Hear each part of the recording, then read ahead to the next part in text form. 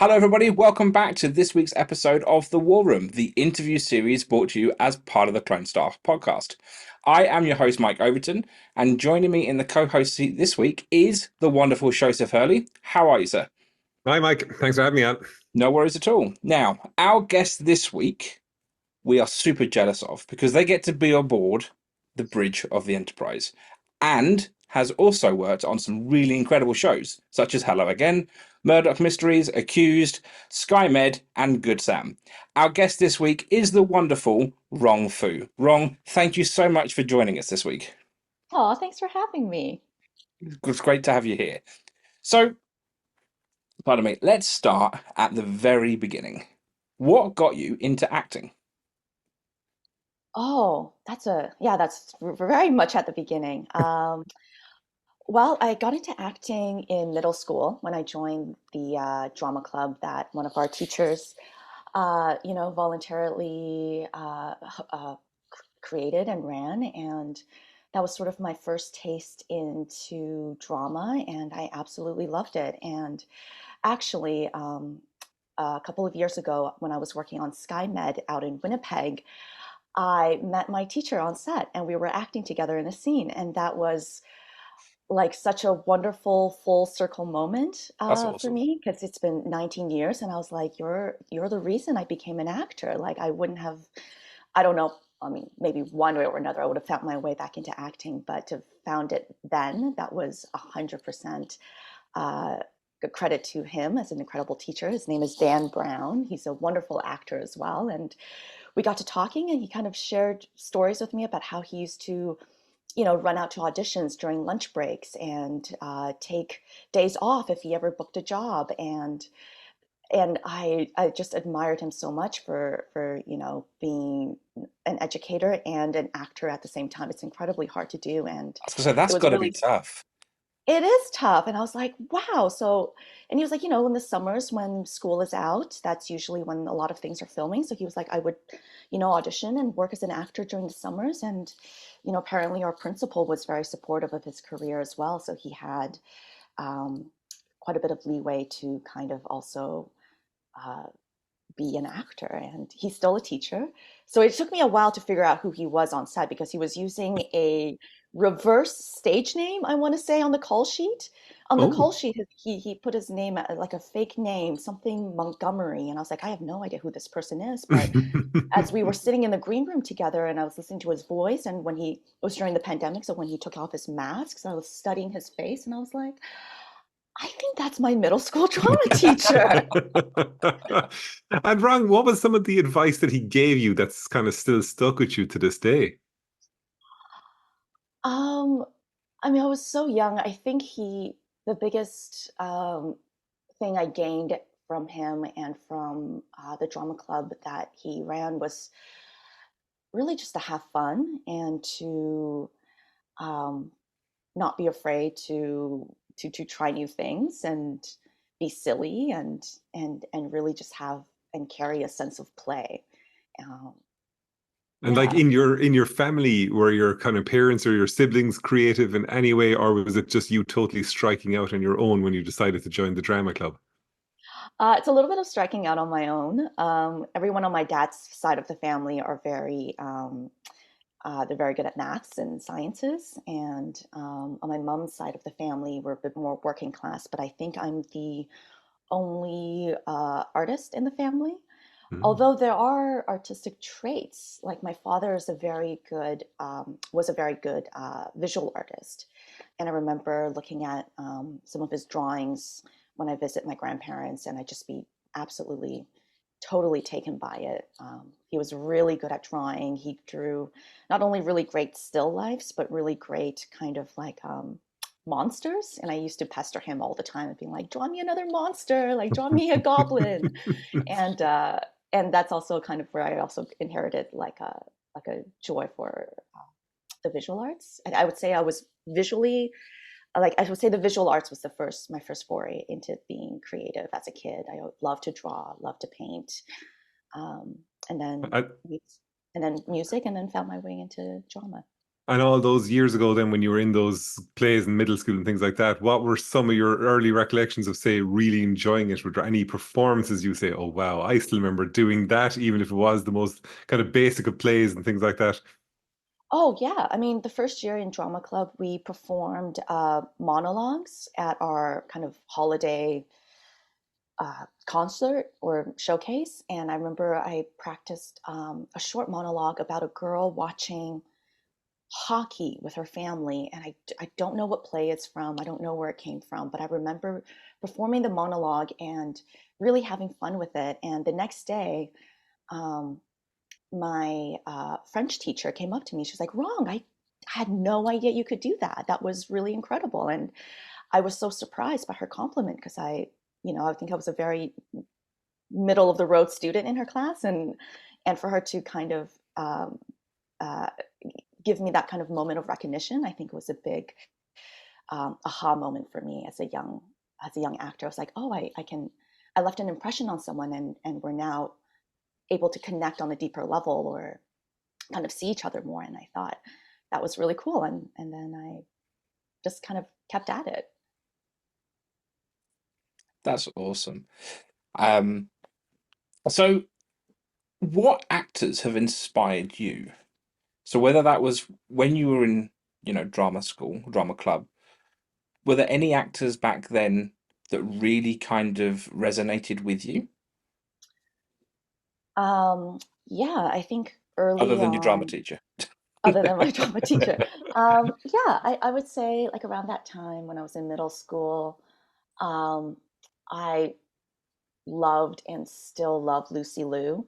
I think she was a big, I mean, in terms of representation as well, she was a big Yeah. uh, Asian American movie star, and she was, incredibly beautiful and powerful and charismatic. And I think her performance in Kill Bill is probably one of my favorite performances on screen of all time.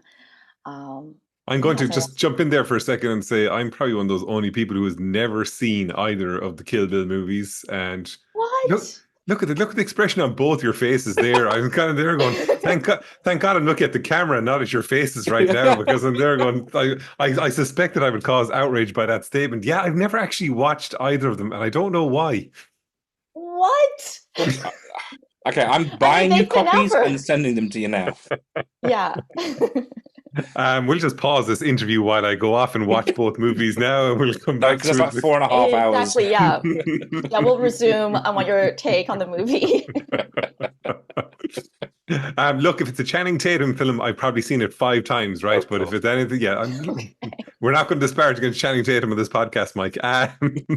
Was there anyone else outside of Lucy Liu as well, Wrong, that you really were kind of connected to?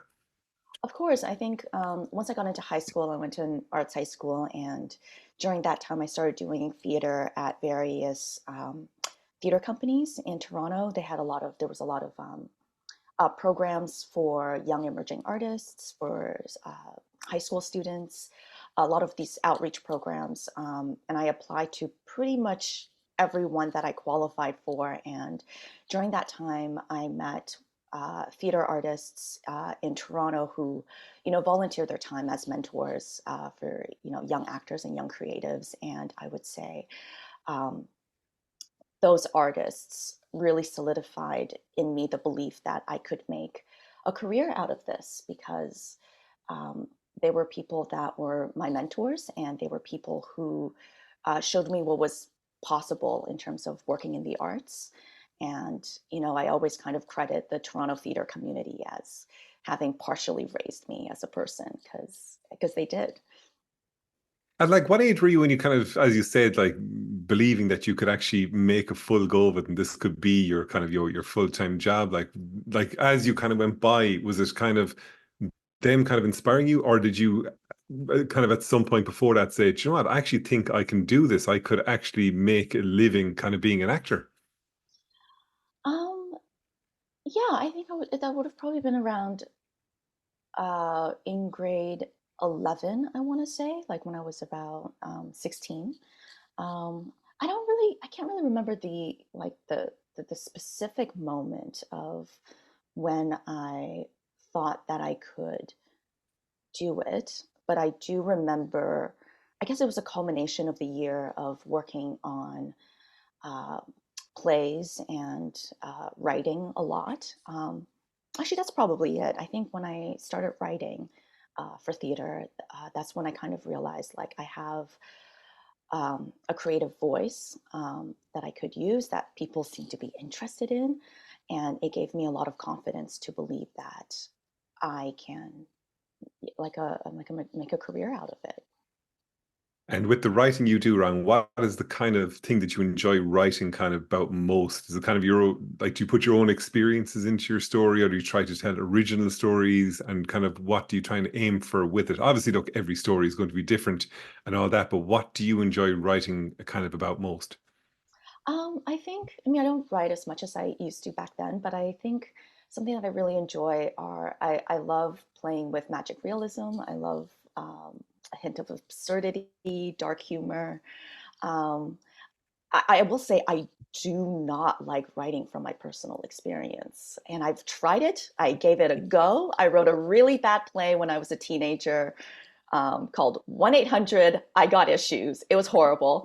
Um, but, but that was the advice I was given as a young writer. Like, write what you know, write what you know. It's like, okay, fine, I'll write a play about, four high school girls, and they're all different aspects of me and their friends. And it was dreadful, and I hated that play. Um, But I did it, and from that I learned that I do not like writing from my own experience. I I think we have to name this episode of the podcast 1-800 I Got Issues. So Mike, would Please you don't. put that down there, please, if you wouldn't mind? And do you still have a copy of that play, Wrong? Not that I'm going to ask to see it. I'm just curious, do you still have it? Yeah, I'm sure it's in my hard drive somewhere.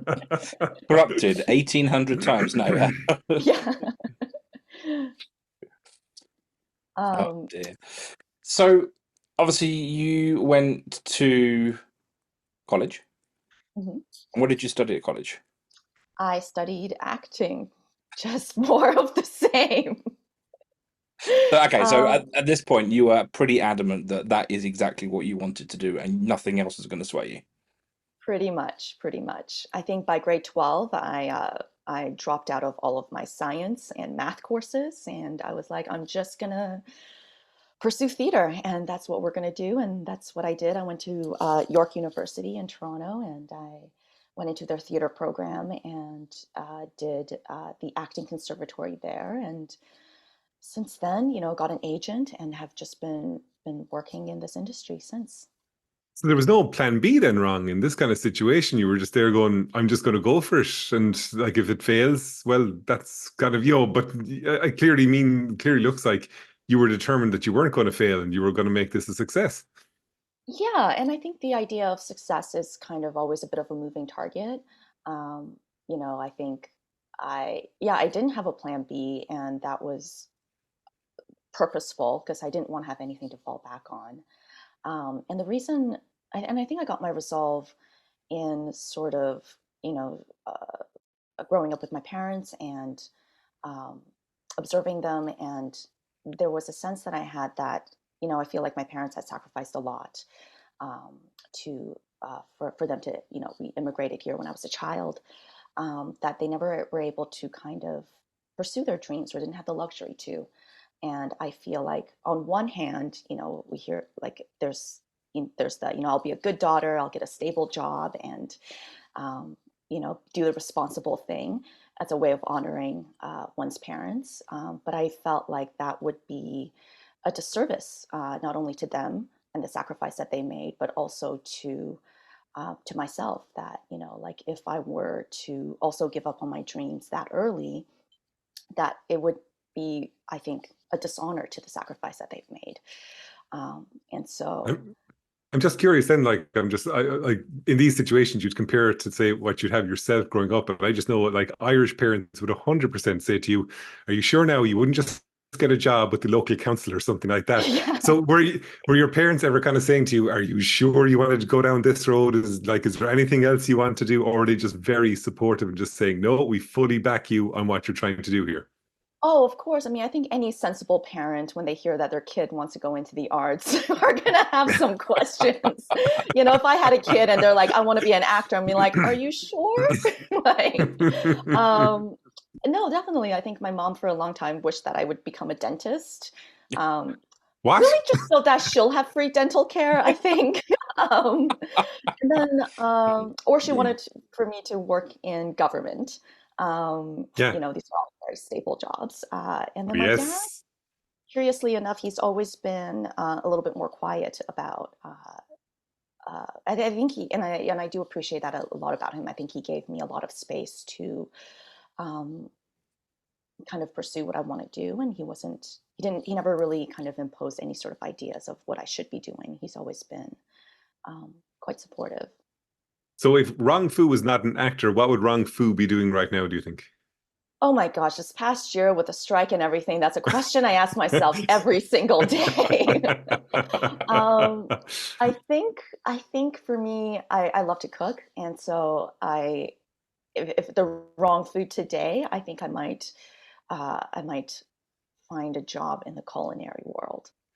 So in a Ooh. parallel universe, there is a Rong Fu for President 2024 somewhere.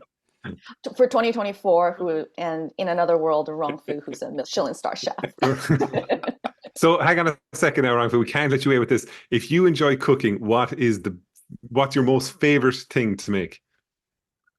Oh gosh, Because and just remember as well, we're going to ask you for the recipe first because we're going to 100% put this out there as well when we put the episode out so people can make whatever you say is your favorite thing to make. oh my gosh, if you're gonna ask me to put out a recipe, I really love making braises, and I think one of my favorite things to make is like a braised pork belly. It's one of Ooh. my favorite dishes growing up eating, and it still is one of the foods that I crave all the time. I kid you not, there's a pork belly in my freezer right now that's waiting to be braised. I, I do love a good bit of pork belly. Yeah. And as you've been kind of spent your time kind of getting more into the acting world and things like that, right, Ron, what do you think are some of the lessons you've kind of picked up along the way, both good and bad, and from all the, say, different productions, TV shows, and all that kind of thing that you've worked on? What are some of the lessons you've learned along the way? Oh gosh, like so many lessons. I think the biggest lesson that I've learned is that um, I think the most valuable lesson that I continue to hold is that, you know, at the end of the day, people want to work with people um, that are fun to work with, you know. So there's really no room to um, there's really no like I guess having having I don't know, like an ego or being a jerk really doesn't serve you in this industry, because at the end of the day it's a collaborative art and you have to be an open, generous, collaborative person.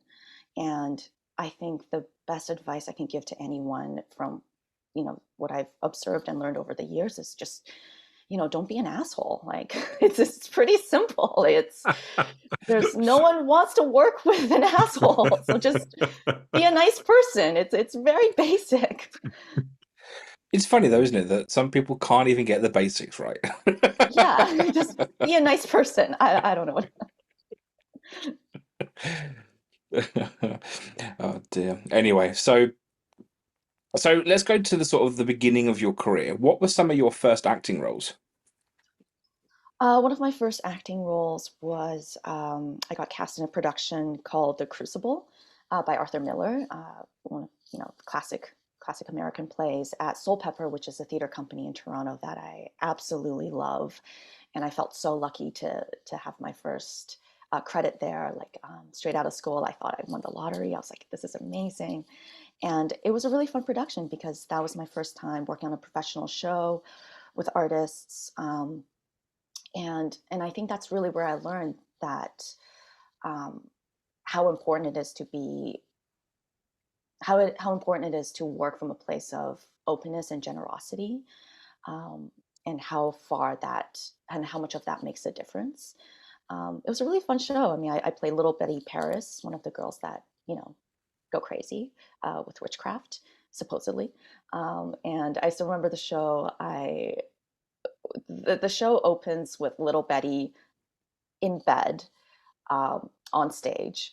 And what I didn't know was that I would be on stage when the house opens 30 minutes before the show. Oh, And it's a slightly raked stage. So I would be lying kind of like with my feet above me, head down Oh on the God, head stage rush. for like half an hour. And, you know, and the thing that I kept telling myself was like, just don't fall asleep, don't fall asleep, don't fall asleep. And sure enough, there was a few times where I actually woke up when oh the show no. started. Yeah, it was like I didn't realize it took so much like mental fortitude just to stay awake and or to act asleep. And what was the first credit you got then on TV then? What was the first credit that I got on TV? I think that would have been a show called Warehouse 13. Hmm. Karen Miller Yeah, and in episode Second Chance, if I remember rightly, which is actually one of my favourite oh episodes. gosh, I love Warehouse really? 13. Yeah, I have them all on Wrong, DVD.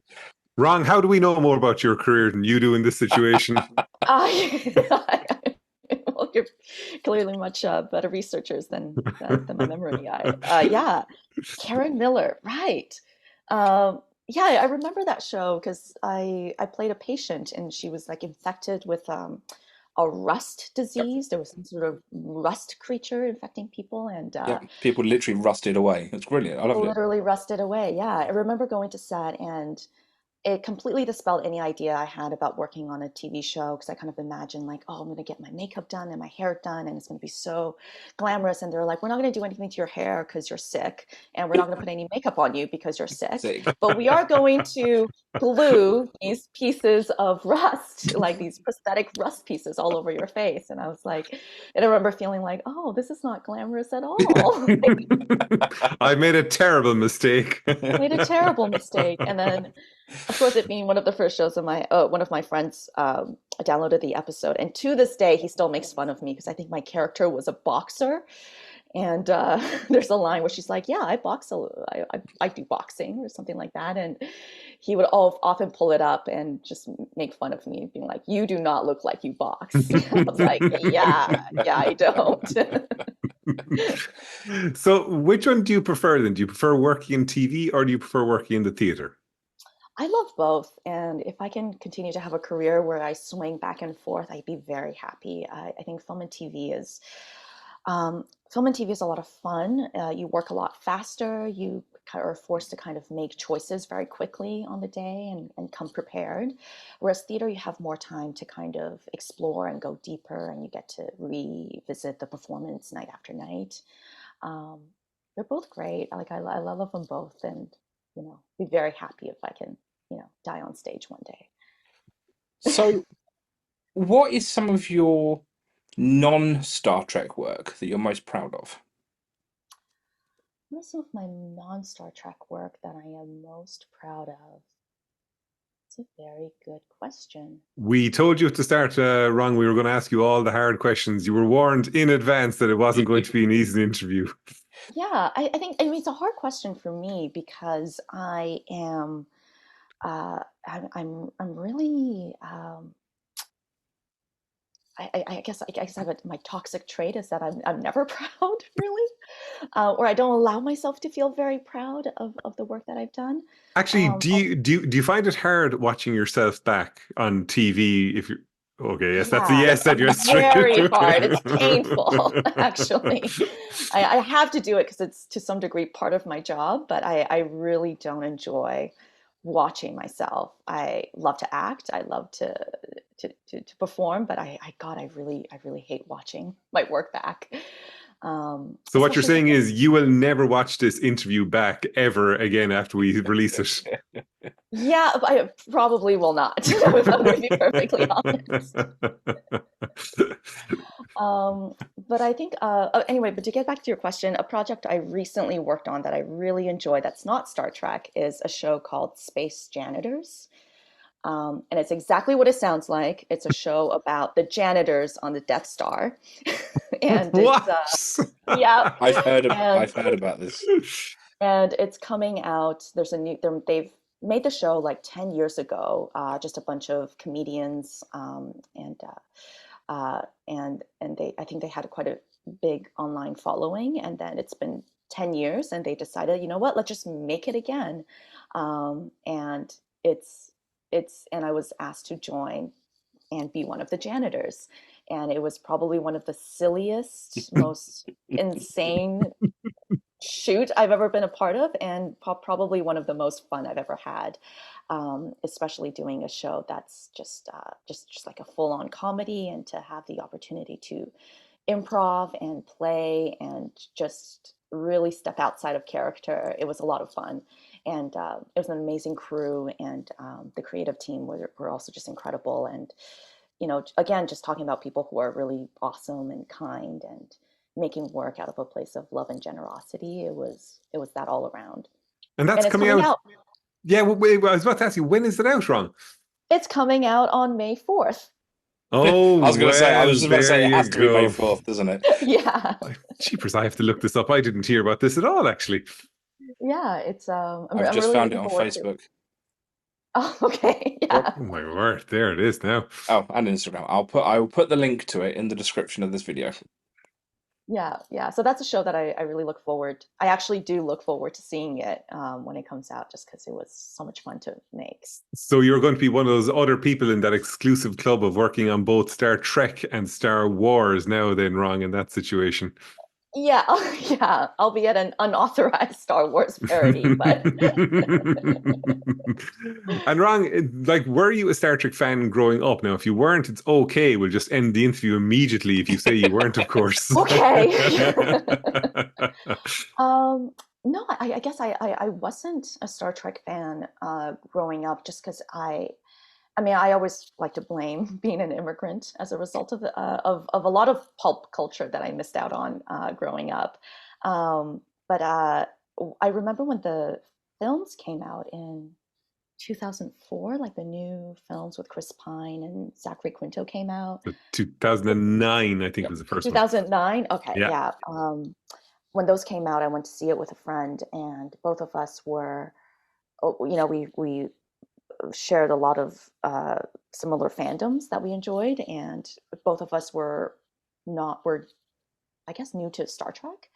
And what we watched that film together, and we were like, this is really cool. And we tried to, back then, start a Star Trek blog called Watching Star Trek, kind of like what you guys did. We tried to watch every episode and kind of blog about it instead of um, podcasting. And we tried that for a while, but unfortunately, we never finished.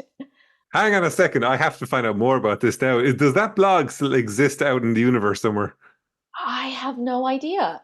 Oh my I God, we have have. no idea. I think it was called Watching Star Trek, and it was like a WordPress blog. And I think we managed to, we tried to do like every other episode, like kind of take turns. But then eventually, I think I just started binging the show, and then I got too far ahead to go back to blog about the episode I was supposed to blog about, and then eventually both of us just kind of dropped the ball. So hang on a second. Just in terms of like, I obviously you probably won't remember the episode names. Do you remember any of the good episodes you watched, or some of the episodes where you were going, "Oof, God, no, that didn't connect with me at all"? Oh boy, that was so long ago. Yeah. I know it's 15 years now, would you believe, that since Star Trek 09 came out. I know I have an awful Yeah. habit of, in episodes, of actually aging all of us remarkably, me, Mike, and our guest. I always say something that indicates the passage of time and how old we've all become in the meantime. Yeah. Yeah, I mean, I remember there was like there's snippets and moments that I remember. I think the scene of Sulu fencing Yes. was really, really shook me to my core. I was like, oh my God, I didn't know he does this in the show. And in fairness, he looks glorious in that He image as looks well, with the glorious in rapier. it Yeah. as well. Yeah, I feel like I remember taking a screenshot of that and putting it on the blog. I'm sure George Takei would very much thank you for doing that in that kind of situation. And how did, say, acting in Star Trek come about then? I came about in with an audition, really. It was I got the audition in, I want to say, oh my gosh, when did we start filming? 2021, early 2021. Yes. Yeah. You kind of looked at us in a panicked way, wrong, as if to Like, say, like, "Listen, I think help me you out know here." more than I do. Yeah, I want to say we started filming early 2021, so I had an audition that came in, and I was very excited because I remember when Discovery started filming in Toronto, I texted my agent in a frenzy of like, please, like, I'll do anything. I'll be a background actor. I just want to be on Star Trek. And of course, unfortunately, I never got on to Discovery. But when Strange New Worlds came along, I had an audition, and I think around the same time, I was also auditioning for a role on Discovery at the same time. And Ooh. I was kind of like, okay, I got like a chance to be in both, and like I just got to get at least one of them, please. And What then I role was did you audition for Strange New Worlds? Discovery, you mean? No, for Strange New Worlds. Did for you get Strange New World. did you audition for the role that you got? Because I know a lot of times people audition and they go, "Well, you're not right for that role, but we want you for Oh, this role instead." So did you audition for the role of Jenna Mitchell? I did, You did, and you yeah, got it. and I Awesome. got it, and I was very surprised, and I was very happy, and I was like, oh my God, I get to be on the bridge, um, Which we are So, incredibly and jealous of. yeah. so in terms um, of the audition, then, wrong, like, did they kind of, do you have to, again, this is totally me just being a bit of a nerd and just wanting to know, like, do you have to, like, are you acting on a scene? Did it give you kind of dialogue with a lot of techno babble in it, like all the, the technical terms, or what exactly does say, the audition consist of?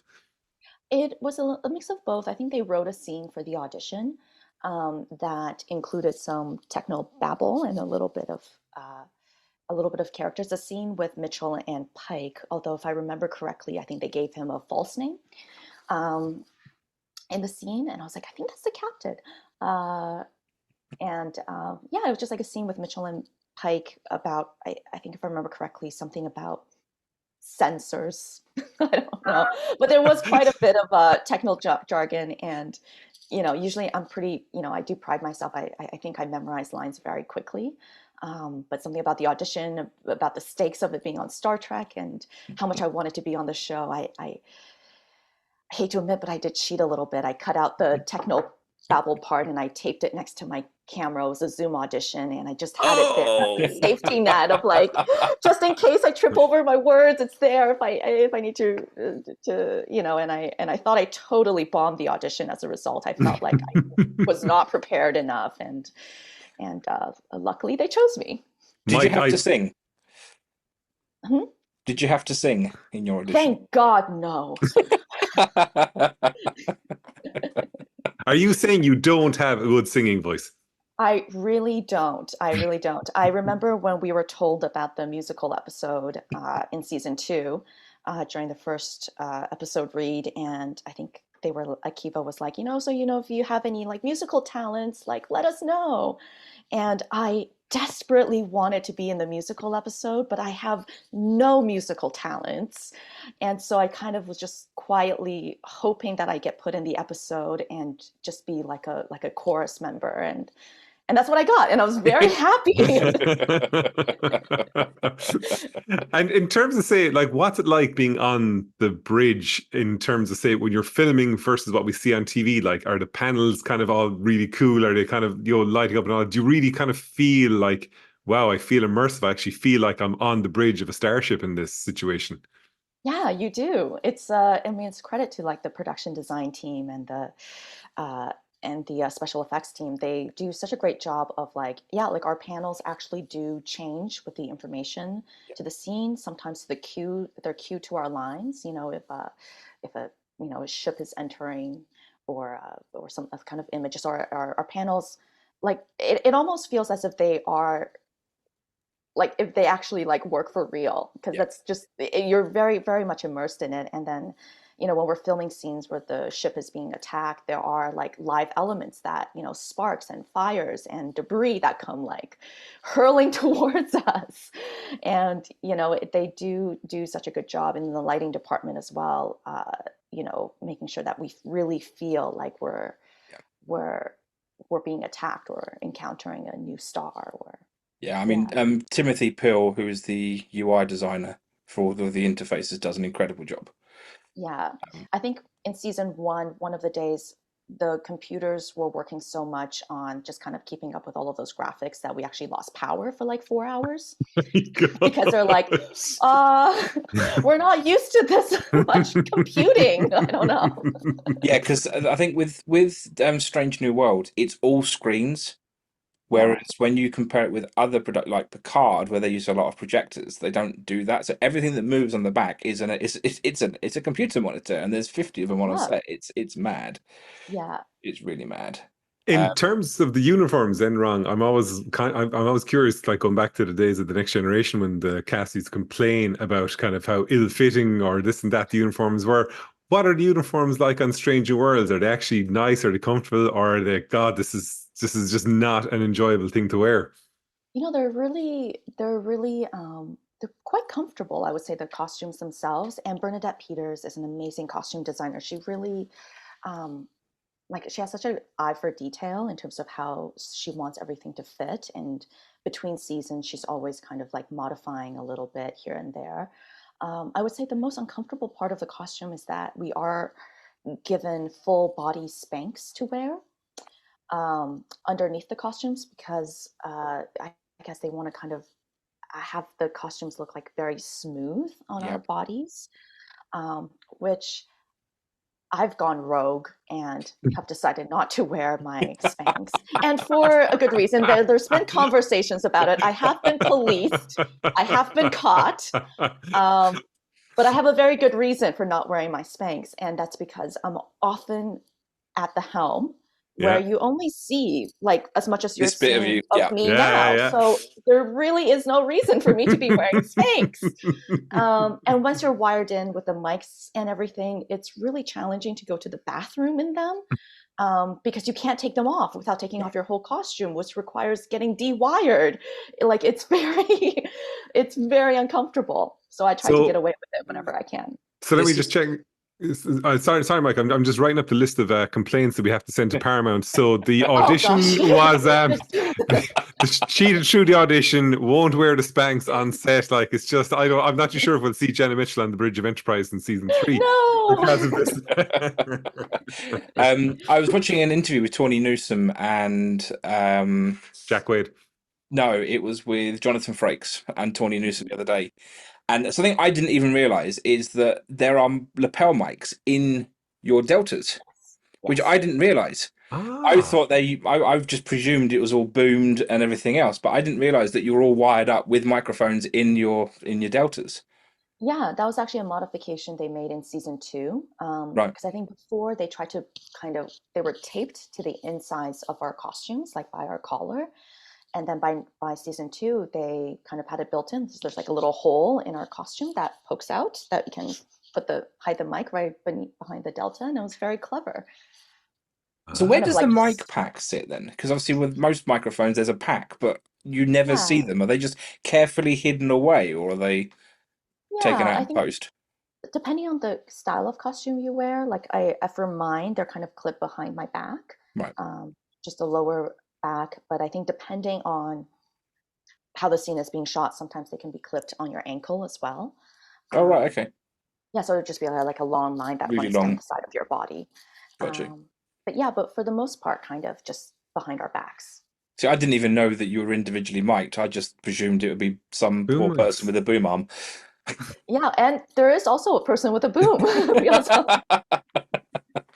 And Ron, what's the atmosphere like on the set? Like, who's kind of the biggest, for want of a better term, kind of prankster, messer on the kind of set? Who kind of keeps everyone kind of enthusiastic, kind of, and basically who keeps the atmosphere good on the set? Oh, wow. I credit that a lot to our first ADs.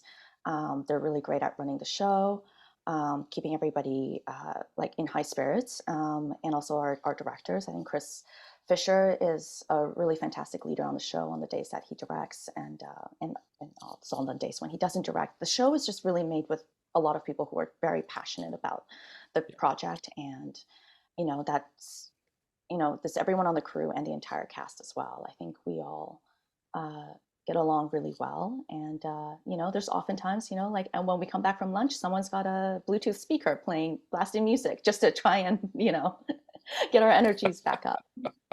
So, does everyone adhere to Rong Fu's no assholes policy on the set? Well, yeah, they have to. Otherwise, it's a violation of their contracts.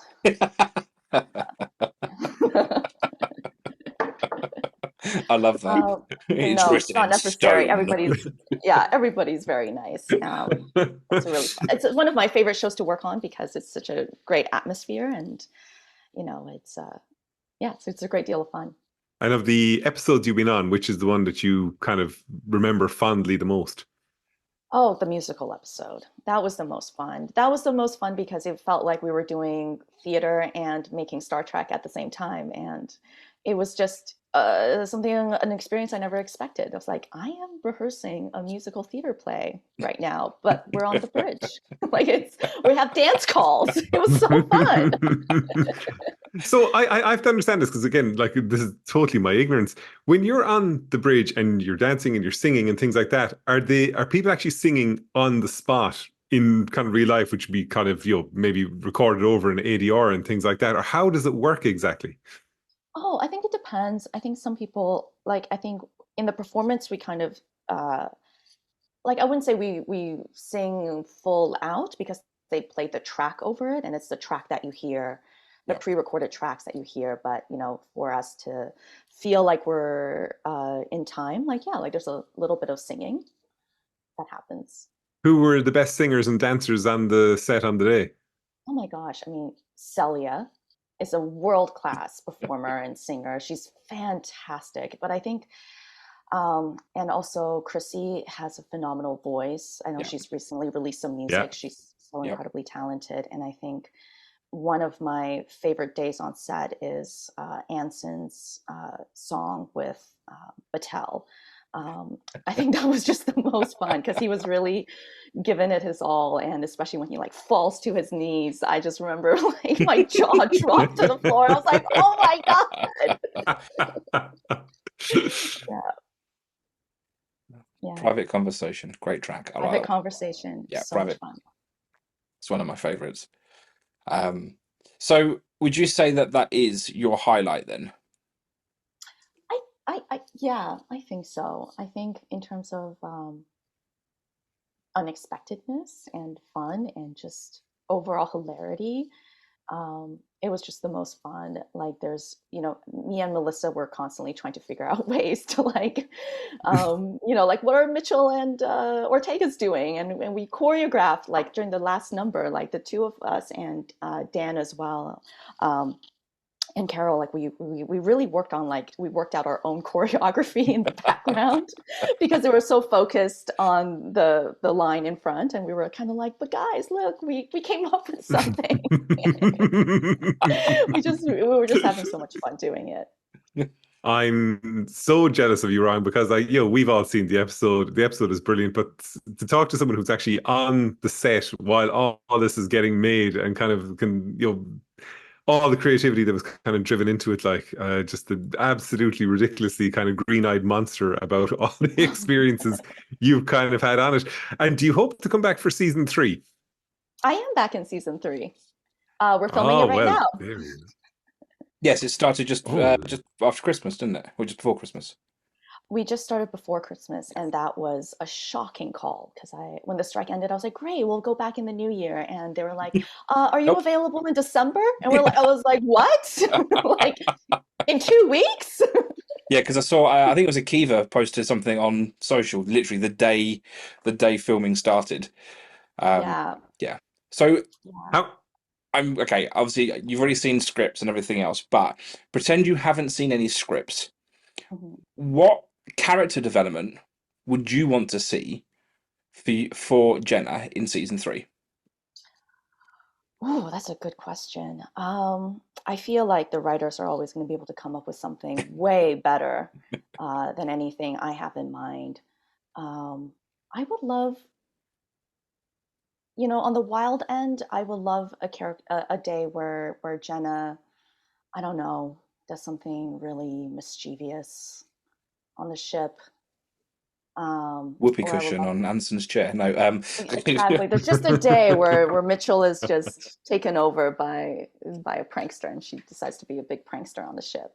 I don't know. I would love to also, and at the very least, I would just love to know a little bit more about her background and like where she's come from, and yeah, like what her goals are. I don't know. I would love an episode where like, we need a Jenna episode. huh? We need a Mitchell episode. A Mitchell episode. Yeah. That would be a dream come true. That would be a lot of fun. I truly have no idea what she would be doing. I feel like she would just be just flying the ship into a star. I don't know. How many episodes of season 3 are filmed by this point, Rong? At this point, I think they are moving into probably like episode 2 now. Okay. So 2 now, yeah. Jeepers above. And what outside of Star Trek, what else are you looking forward to doing outside of obviously Death Star janitors as well? I think this year I'm going to revisit writing, and I'm going to be more focused on my own creative projects. And I have a great group of friends we have a writers group, and we're just keeping each other accountable. And I think that's the biggest challenge when it comes to writing is just being accountable to your own personal deadline. So that's what I'll be mostly working on this year. So would you like to write another stage play? No, actually, I'm kind of more veering it towards writing for television, although I am also workshopping a play idea. So kind of with acting as well, I hope to do both. Oh, fantastic. Just thought of an idea. You should write Mitchell's backstory. Yeah. You should pitch it as an episode. I'll just pitch it. Yeah, Mitchell's background. So nearly going to wrap things up. Sho, do you have any last questions to ask before we look to close out the episode? No, I just want to get hold of 1-800, bloody hell, what was this called? You don't need to remember it. You don't need to remember it. 1-800, I've got issues or problems or something. That's it. I need to see this. It sounds absolutely glorious. It's just full of teenage angst. But that's the best awful kind of angst, though, Wrong. Like, it makes no sense, teenage angst. That's great. Yeah. Awesome. So, last question for you. Super easy, doesn't take any thought whatsoever. Rong Fu, what does Star Trek mean to you?